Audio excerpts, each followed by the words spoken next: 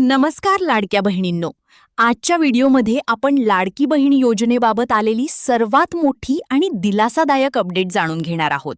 हा व्हिडिओ शेवटपर्यंत नक्की बघा आणि आपल्या मराठी योजना मॅगझीन चॅनलला सबस्क्राईब करायला विसरू नका. महिला व बालविकास विभागाकडून मोठी अपडेट आली आहे.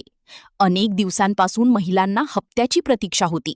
योजना बंद होणार का, पैसे कधी येणार, अशा अनेक प्रश्नांची चर्चा सुरू होती. पण आता महिला व बाल विकास विभागाकडून मोठी माहिती समोर आली आहे. सर्वात महत्त्वाची बाब म्हणजे लाडकी बहीण योजना बंद झालेली नाही. उलट आता या योजनेचे वितरण अधिक वेगाने आणि नियोजनबद्ध पद्धतीने करण्याचा निर्णय घेण्यात आल्याची माहिती समोर येत आहे. 30 एप्रिलपर्यंत ई-केवायसी आणि अर्ज एडिट करण्यासाठी मुदतवाढ देण्यात आली होती. त्यानंतर आता अंतिम पात्र यादी तयार झाली असून जवळपास 1,80,00,000 महिलांना या योजनेचा लाभ मिळणार असल्याचे सांगितले जात आहे.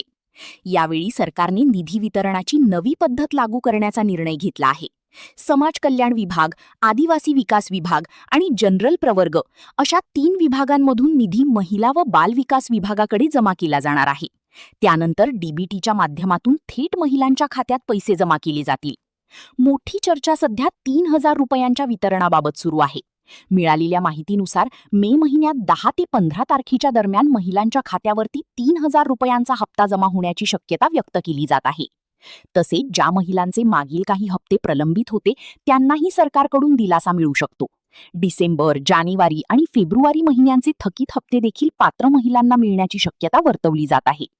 सरकारने सर्व विभागांना 10 तारखेच्या आत निधी जमा करण्याचे निर्देश दिल्याने आता हप्त्यांचे वितरण अधिक नियमित होण्याची अपेक्षा आहे.